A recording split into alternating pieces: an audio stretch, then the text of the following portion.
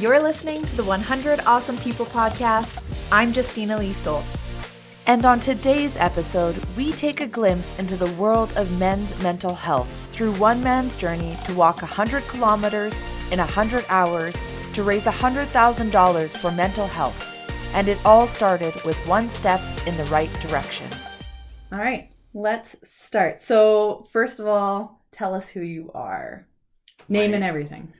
Name and everything. My name is Reid, and I grew up in Vancouver.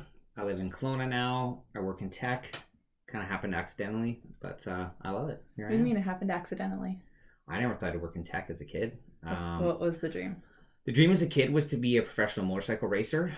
So I started crashing motorcycles around Vancouver as a teenager. and then I came across some great advice, which is if you want to be a motorcycle racer and earn $1 million a year, all you got to do is start with $10 million and go race for 1 year, and then you'll have $1 million. So I thought, 10 race for 1. Okay, basically, like it's impossible. It's a really bad way to try and make money. So then I moved up to Kelowna after going to BCIT with a guy that I met at school there. He was like, it's really sunny, I'm going to move to Kelowna. And I was like, oh, okay, like that sounds fun. I like sunshine. And didn't really plan to stay here, but that was 12 and a half years ago. So I guess I'm a local now. Yeah, you're trapped. I don't know how long you have to live somewhere to be a local, but yeah. I feel like a decade, like at least a decade to call yourself a local, because then you would have seen some change happen in the city. You're not like so new that you are the change, but long enough to see other things change. Yeah. Yeah. So how did you end up in tech by accident? Like you went to BCIT thinking you were going to do what? Yeah, so I studied, I did a program that's pretty neat called Diploma of Technology with a specialization in entrepreneurship. So cool. It's kind of like a 2-year business diploma, but you actually do about 2.5 years of study because you have 7 classes a term. But unlike going to college or university, where as a student you kind of pick your own courses and choose your own schedule, at BCIT they actually you pick a area of focus, so in my case business, and they'll actually put you into a program, and so you actually travel with all the same students through all of your classes for that whole semester, and it was really nice. So you actually get to do a lot of hands-on work, but you get to really form relationships with people, and it's that small class feel, even though it's a big school. And then at that time in my young 20s, graduated from there 2006. I was in, my young mid-20s and thought, entrepreneurship was what I wanted to do, but starting a business is really expensive and tough and scary. So rather than start a business, I just started working for a startup. And now I've worked for 5 or 6 different startups. So you're a startup junkie. I get to be an entrepreneur without having to be the founder. So it's like a lot of the fun with not as much stress and risk. Yeah. It's a pretty good position to be in. It's not bad. I like it. Yeah. And how did you end up actually in tech today? Like, what was that first startup that kind of paved the way to 5 other startups? So the first startup, we sold bottles of fresh air. Bottles of fresh air? Yeah, it had nothing to do with tech. It's so the company was called Oxia Personal Oxygen, and at the time, so again, think back to 2006. 2007, a lot of people were going to Vegas and things like that, and they'd go to these oxygen bars where they just they would just breathe oxygen and it rejuvenates you and stuff. So not that you're not breathing it already, but concentrated delivery pure of oxygen. So our company essentially took a scuba tank, shrunk down into a little hand-sized bottle. And we would sell it through high-end hotels and resorts and things. So imagine, you live in LA and you go to Colorado to go skiing for the weekend, and now you're at quite a high altitude and you're partying all night, and the next day you feel like garbage because A, the high altitude, and B, you're out being partying. At that point, supplemental oxygen can actually be quite a nice hangover cure to help you with that kind of stuff. Yeah. That said, it was not a medical product. It was more a health and wellness thing. So, results may vary. I personally didn't experience a lot of results, but again, I was living at sea level in Vancouver, not experiencing altitude changes, and I'm not a professional athlete. So, if the other area where we had some success was professional sports. So we had the BC Lions that used it for a little while, or tried it out at least. We had some of the hockey teams using it. Same thing. The hockey teams, when they travel, when they travel to high altitude cities, the Vancouver Canucks, they train a lot and play a lot at sea level, right? So when they're in Colorado or other high altitudes, their sports trainer will have supplemental oxygen for them, and that's like allowed. They're just breathing in, they're not doing anything illegal. But now it's like, hey, instead of having to share a tank and different masks, like every player can basically like a water bottle and an oxygen bottle. Have their own, So yeah, kind of a random model. I don't think the company still exists. But at the time we grew it, when I was there for about a year, we grew it from kind of a Vancouver startup with a distribution center in the US to operating in 7 countries with different distributors. Wow. So yeah, it's pretty cool.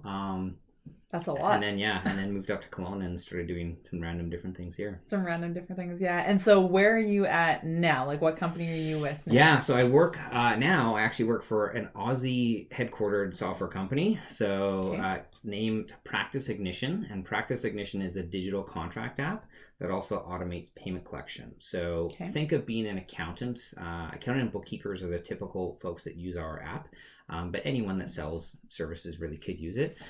So you're an accountant, you're a bookkeeper, you've got clients, you need to engage them with what they call an engagement letter, what we would call a contract or agreement. And you also, of course, want to get paid for the work you do. So our CEO is an accountant, and he had those 2 problems. He's like, I hate using Microsoft Word and whatever to type out, copy and paste engagement letters, and I hate chasing people to pay an invoice. So he built an app that streamlines and automates both of those things. So now you can build the engagement letter digitally in just a couple of seconds or a couple of minutes. When you send it to the client, when they go to sign it, you're also going to get their payment information. So now you're in control of your cash flow and when and how they get billed. And the same thing for the client. They don't have to go and like pay an invoice. You actually just send them a receipt, whether you're billing them monthly or at the end of the project or whatever it is. So saving some steps. It just really helps automate that. And the other cool thing it can do now too is, because we integrate with a bunch of other apps that you're already using as an accountant nowadays or as a professional service provider, we can actually trigger all of the next steps automatically in that client relationship. So do you have a project management tool? Cool. We can trigger off a project to get started and a task list. Do you want to send them like an onboarding package email? Great. That can be on. So a lot of stuff we can do around automation now because software is all online. A lot of software tools, ours included, can really quickly and easily integrate through things like Zapier. So yeah, basically I help teach accountants and bookkeepers how to run their businesses more efficiently and even maybe more important, how to get paid. Because they like all businesses, accounts receivable and cash flow can be painful. Yeah, it can definitely be a struggle. We help eliminate that. Cool. Very neat. Super fun. Super random. Very far away from motorcycle racing. It's so random. But again in hindsight though, now that it's 2020, it all makes sense looking back. Like I'm a quarter Australian. My two of my aunts were born in Australia. My grandpa Jim, full circle, served in the Royal Australian Air Force. So, I've actually got some Australian connections. And so the fact that I work for an Aussie software company, it's not like totally random, but it's also a bit It's totally random for Kelowna. Anyways. Yeah. And the fact that I get to work with clients right now over, across North America, but previously in Europe and in Australia, like it's kind of cool to live in what's really a small town in Canada and have kind of a global job. It's pretty fun. Yeah. Pretty cool. Definitely. Yeah. Tell me a bit about what you're working on. So outside of work, you're quite active in the mental health sphere. And that can be a delicate subject to be involved in, but you sort of embraced it through your own experience and through being vulnerable with your experience so that people can also learn. So tell me a bit about that. So that started just over a year ago now. My struggles started about a year before that, but I was struggling with what at the time I didn't know when it started was pretty severe depression and some anxiety. And I think like many people do, I didn't want to ask for help. I felt like asking for help was a big sign of weakness, or that like admitting I had this challenge meant there was something wrong with me.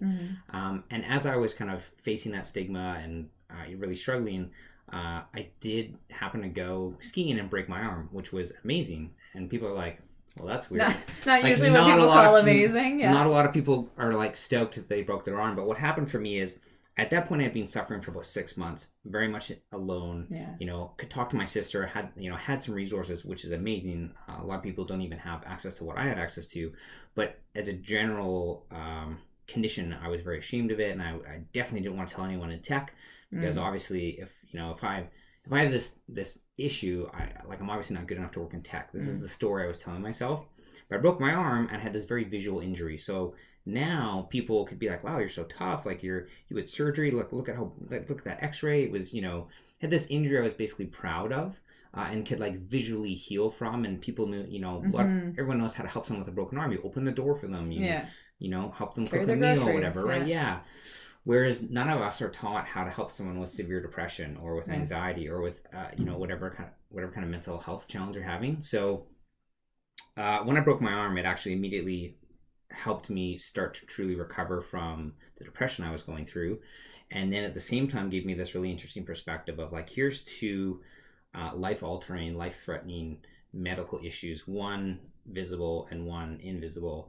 One of them where I immediately just went to the hospital and got world-class treatment from a team of trained experts and paid nothing for it. The other one where I spent months suffering alone and reluctantly finally talked to someone, which I then had to pay for out of my own pocket, and was still ashamed to even be doing that. So I couldn't help coming out of that experience but think, this is silly. Like, why are these things treated so differently? Why did I treat myself so differently? But even as a society, we still treat these things kind of differently.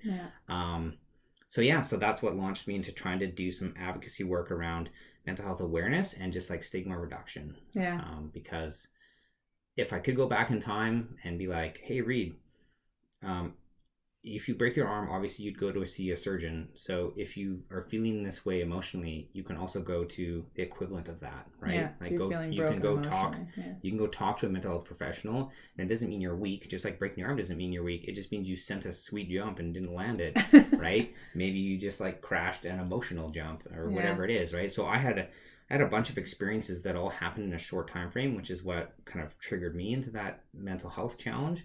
But really, it was a lifetime of never processing or dealing with emotion and trying to be a traditional North American man, which is like, don't talk about it, man up, be tough, whatever. And I made it till 35 until that broke. And it shattered me.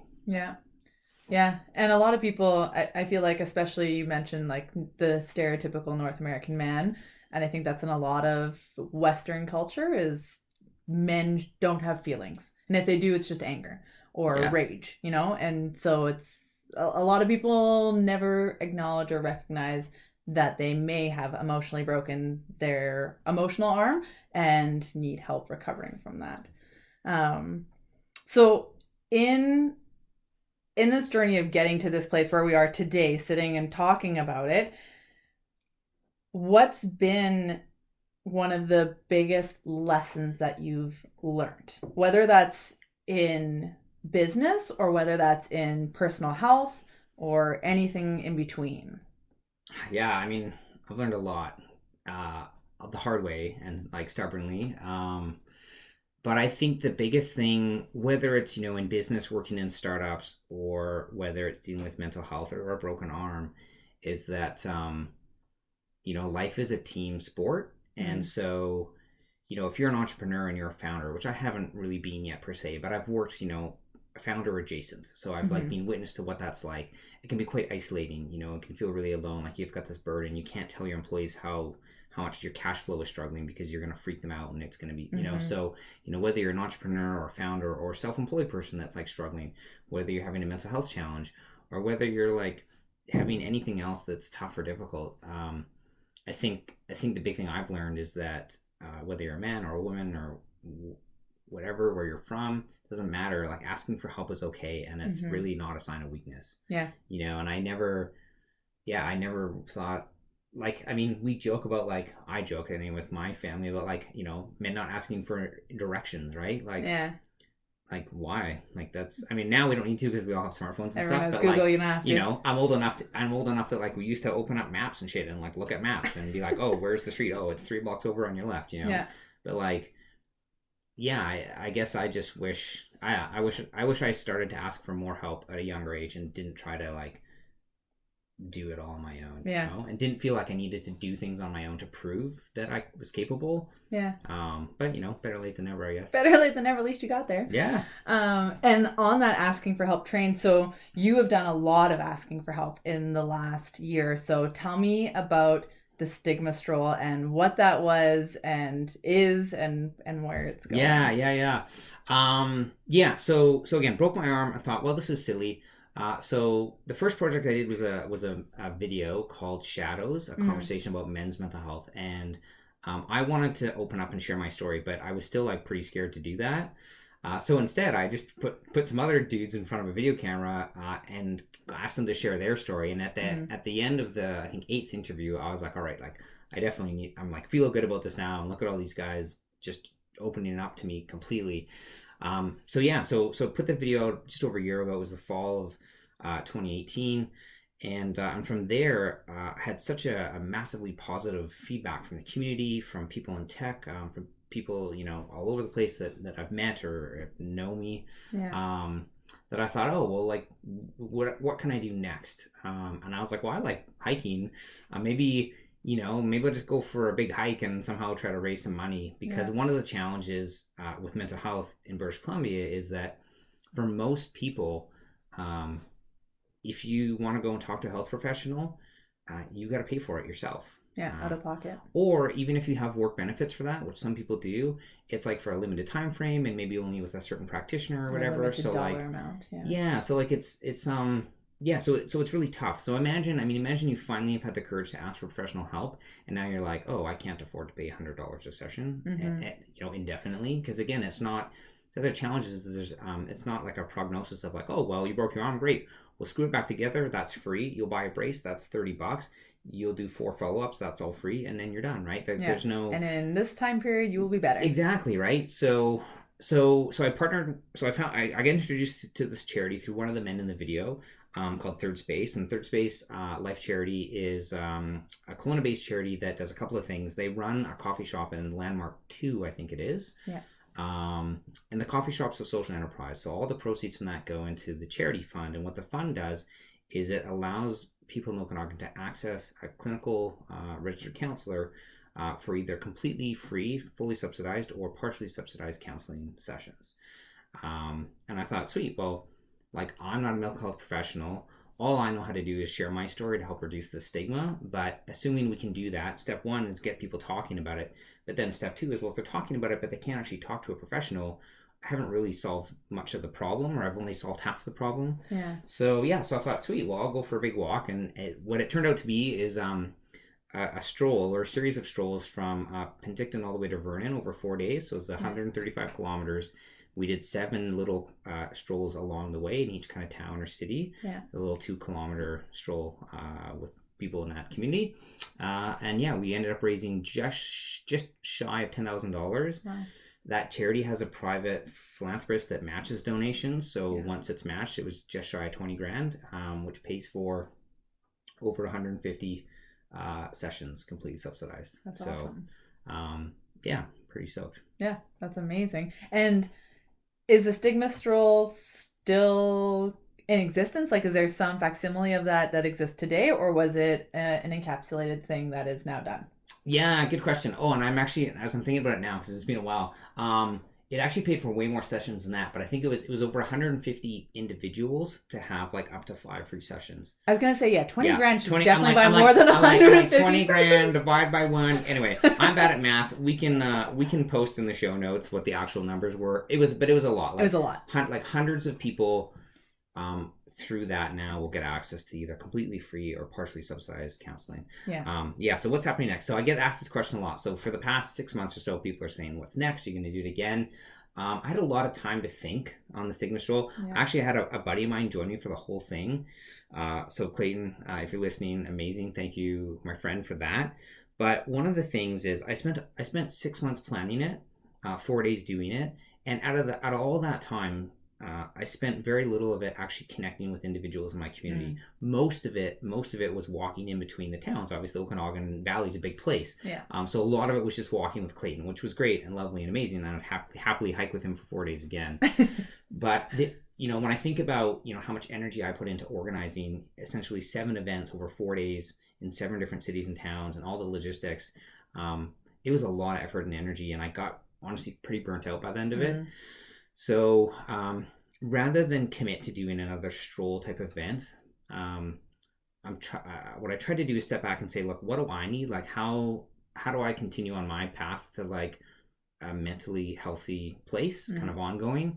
And 2, like, what else can be done in this community rather than just another charity walk? Yeah. No offense to charity walks, but there's a ton of them, right? Lots. And so, when I put my business hat back on and think like a startup kind of employee person, I'm like, well, all right, what's the most effective ROI for my effort and energy? And what's important for me as a human individual to like kind of take care of my own health as well? Because I definitely was like burning myself out trying to help. And that obviously isn't a good thing to do, and it's not sustainable. So very long answer to your question. The new project now, which I'm super excited about, is called Neat. Say it again. It's Neat. It's ummneat.com. And it's a production company. So I'm focused on 2 things, people and stories. So for people, I'm trying to connect with neat, interesting people in the Okanagan, showcase them and their story by doing portrait photography. So whether that's someone that just needs a good LinkedIn photo, or maybe they're self-employed or whatever it is, and they need some photography work, I'm looking to connect with people to do that. And that's really to create revenue, which then funds the other side of the business, which is Neat Stories. And those stories are really around mental health. So I want to be able to continue to produce videos like I first started over a year ago. But I don't want to have to like make money off of that. I don't want to have to fundraise to produce the videos. So I'm going to kind of use the photography side of the business to, be the revenue generating model, and then fund some video work to help continue this message, get the message out there and showcase some really cool things, including what I'm wearing right now, which is this awesome crew neck from UR Collective. So UR Collective is a couple of young entrepreneurs that live in West Kelowna now, and they've started an apparel company to raise awareness, reduce the stigma around mental health, and then also fund access to counseling sessions. Awesome. So very much the exact same goal of what the stigma stroll was. Yeah.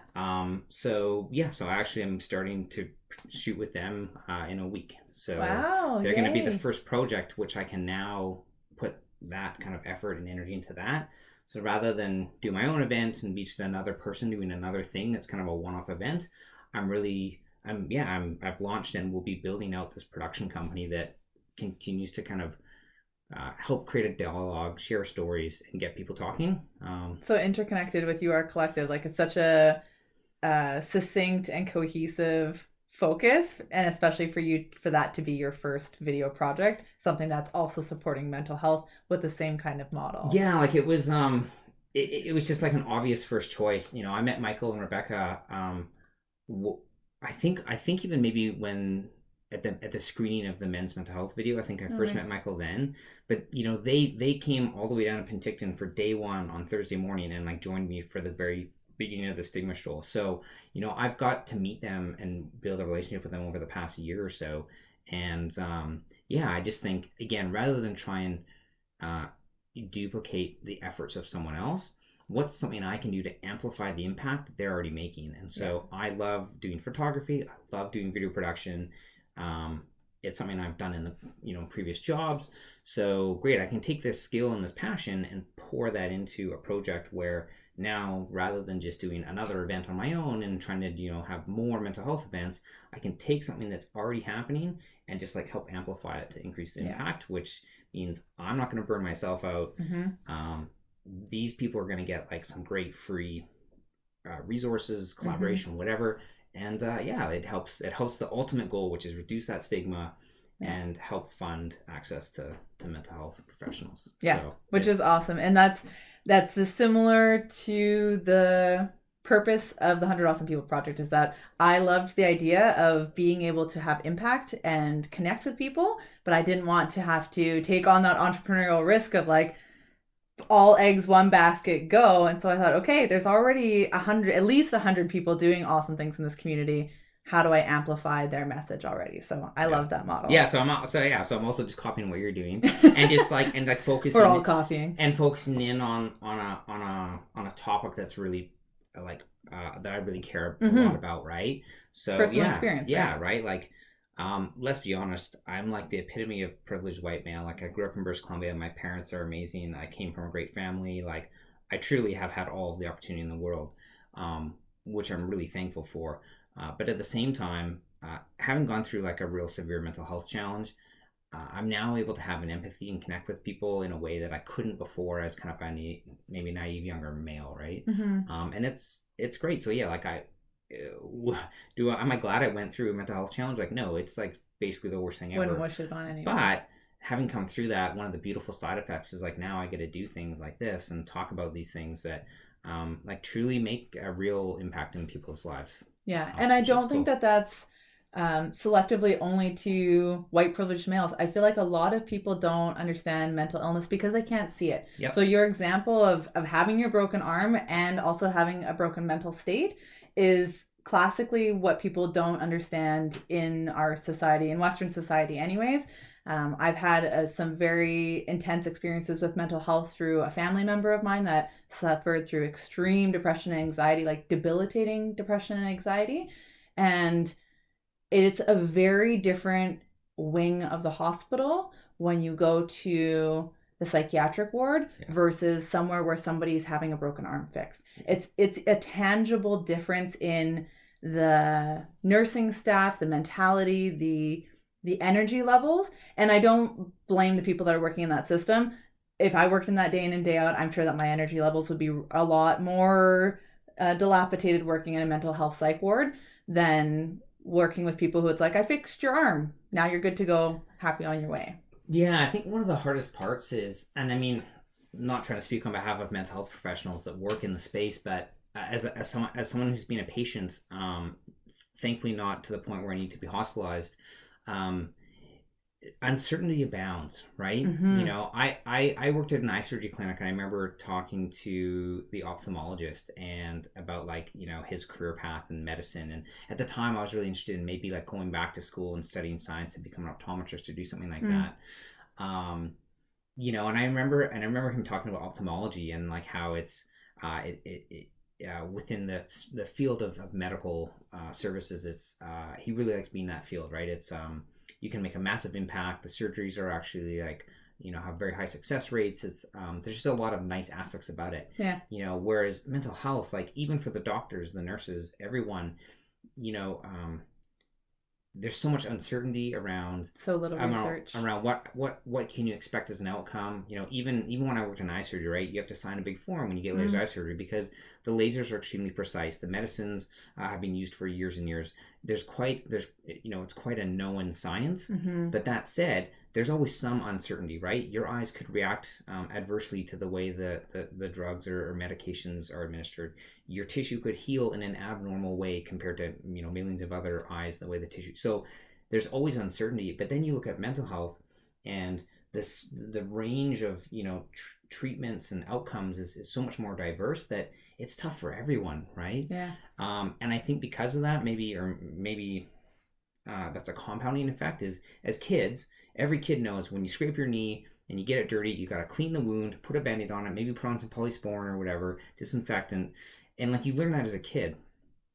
But no kids, no adults really are taught like, how do you talk to someone that you're concerned about that might be suicidal? How do you even ask that question, right? If they even recognize it in themselves. Right. So, you know, one of the things I recommend everyone does, and this is something I've done myself, is just become more aware. So the CMHA is the Canadian Mental Health Association.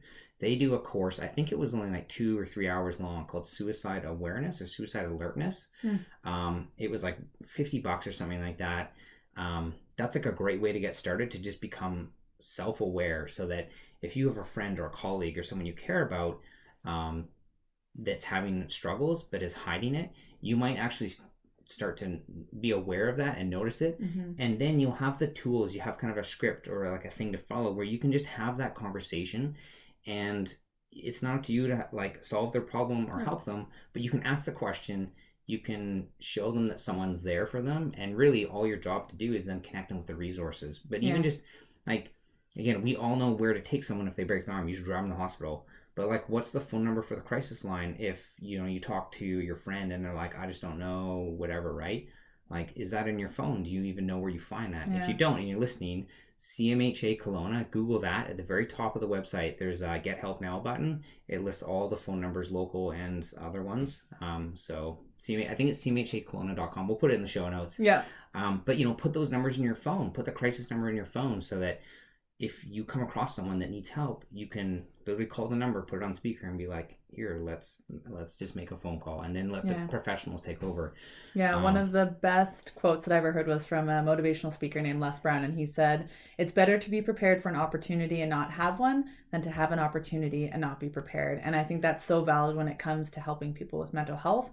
It's better to have those phone numbers in your phone, or at least know where to find them, to give them to somebody. And if they don't need it, great. But if they do, then at least you were the person who gave them some help and a hand to say, "I'm here." And the thing that will happen too is like one of the beautiful side effects of being openly discussing my mental health challenges is I've had people from all aspects of my life, close friends, kind of like distant acquaintances, and everyone in between, that have reached out to me and not even asked for help, but being like, "Hey, I appreciate what you're doing," or wanted to share a bit of their story, and or being like, "Hey, where do I even start? Where do I get help?" And like, yeah, great. Like, I now know the resources that exist or where they can find them for their local town or community or wherever, right? Okay, so we've talked about mental health, and we've talked about the stigma stroll, and we've talked about Brave, which is the beautiful sweater you're wearing right now from UR Collective. So where does that leave you? Like, what's your game plan and where are you going with everything? Yeah, that's a good question. I'll try and keep this concise.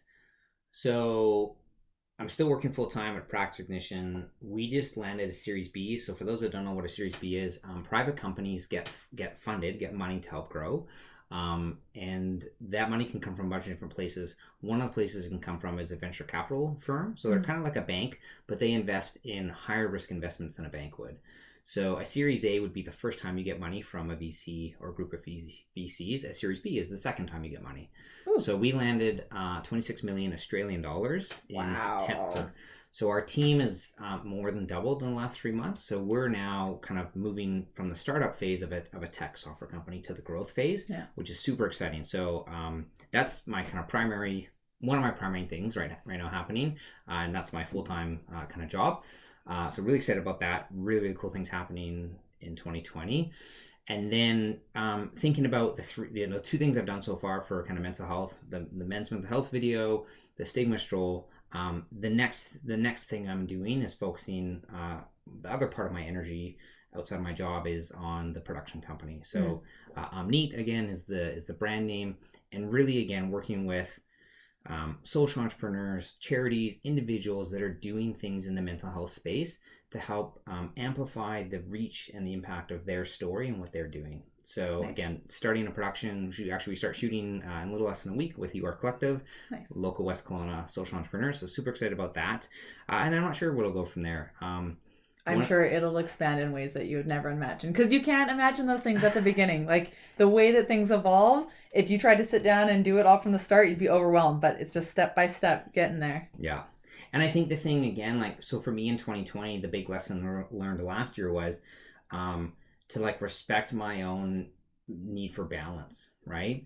So, to be really transparent, I was pretty burnt out after the stigma stroll and even leading up to it, to the point where, like there was, not all of it was really that fun to organize and do, right? As anyone who's ever organized an event feels like that's a normal thing, right? Yeah. So, so I'm trying to make a big impact, with what I'm doing, but also, just be a dude who goes skiing and relaxes and, tries to find that balance. Because I think the younger Reid looked for achievement as a way to like verify that he was like doing good things and on the right path, and like for self-esteem reasons.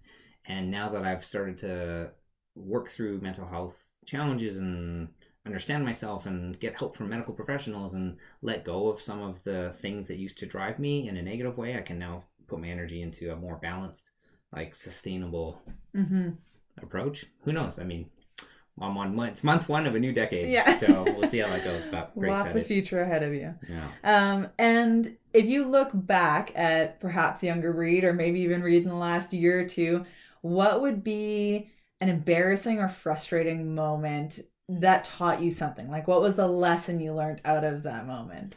Yeah, so I have a really good one. And this was back when I was living in Vancouver. So probably like 2000, I think it's like 2004, maybe even earlier than that. But I was playing tennis with a couple of mates down at the local park. And we had like a little round robin tournament with a few people. And it was the last game. I think it was the last game, and I think I won. Like I won the last game. Like I won the tournament as a champion, and I was so excited. I'm like running around and like celebrating, and because I'm pretty extroverted sometimes, and I'm pretty excited about celebrating my wins. I decided I'm going to jump over the tennis net because I'm so awesome, and I jumped over and I caught my foot on the top of the net, and I face planted as hard as you've ever seen someone fall on their face. And it's too bad that this was before we all had iPhones and stuff, because it would have been hilarious. Nobody caught it. But I bounced off the ground. Like my friends like literally peed their pants. Like I think like one guy literally peed his pants. And it was a good lesson in humility.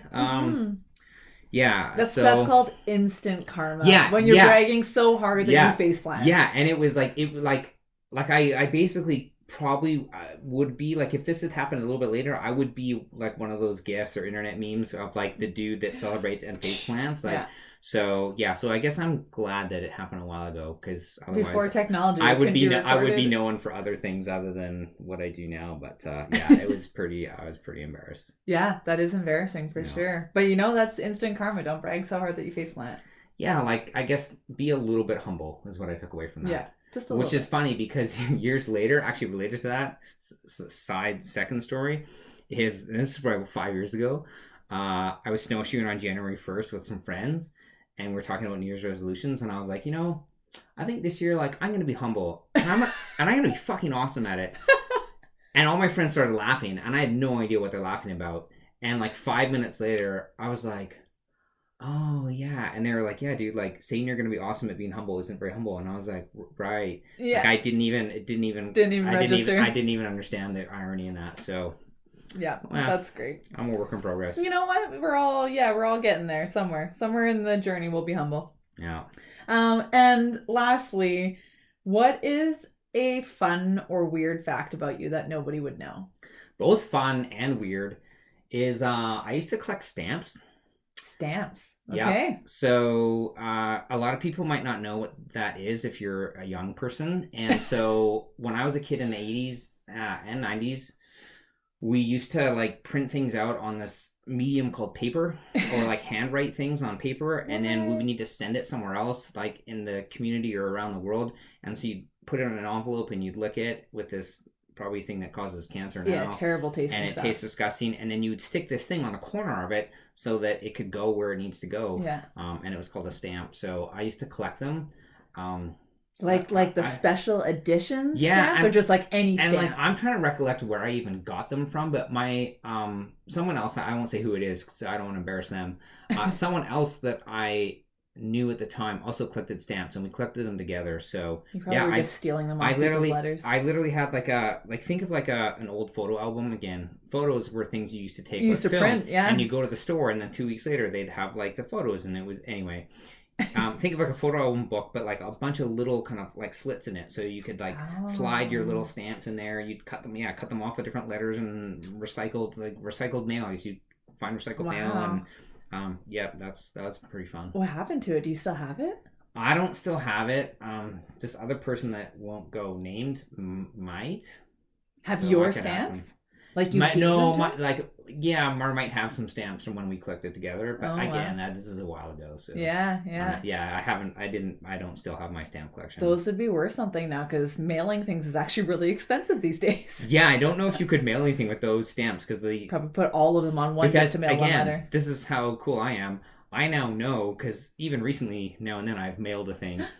You can buy stamps now, I think, that have a little P on it, which is like, it's actually not $1 or a cents amount. It's just like whatever the current amount is for a standard letter. That's what it is, because it keeps going up, right? Right, yeah. Whereas back in the day, everything was like 10-cent stamp, 20-cent stamp, 25-cent. Yeah. Whereas now some of them you can buy like, this is going to be a standard size letter and weight. And so whatever the price is, that just pays for it. Oh, I see. So it's kind of like you could do like futures trading in the stamps market. Yeah, like can you pre-purchase a whole bunch of stamps and then sell them when the market you is could low? like hedge. Yeah, like you could like hedge the high, stamp market. Yeah. I guess in theory. Yeah, But if also, anybody ever mailed anything. But also maybe don't bother, because I don't think that's a market that's gonna do anything but like. No, unless you got into like the brown paper packaging for Amazon, then you might be going somewhere. Yeah, they don't use stamps on Amazon packages. No. If they did, I'd probably start stamp collecting again.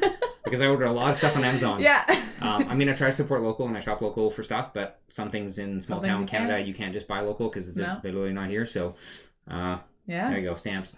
That's awesome. Pretty neat. Awesome. Well, thank you for being on the show today and sharing your story. I'm very excited to see what happens with Umm Neat and all of the cool projects that you're going to feature. It's probably going to give me fuel for people that I can reach out to and interview as well. That'll be awesome. Thanks for having me. And if anyone's listening and they want to either talk about mental health or ask about resources, again, number one place to find resources, CMHA Kelowna. Just Google that. I think the website is cmhakelowna.com, pretty sure. But either way, just Google it. It'll come right up. Right at the top of the screen, click Get Help Now, and that'll list everything from what to do in an emergency all the way to it's not an emergency, but I just want to get some help. It's all kinds of resources, really good. And or reach out to me directly, LinkedIn, Twitter, whatever. What's your website for your newest company? So Umm Neat, UMMNEAT.com. You can also message me through there, and it's connected to my Instagram, so you could, either one's fine, but I've got a contact form, so yeah. Awesome. Thank you, Reid. Cheers. Thank you for tuning in for today's episode, and please do leave your comments and reviews. If you enjoyed what you heard, subscribe wherever you get your podcasts and share it with a friend.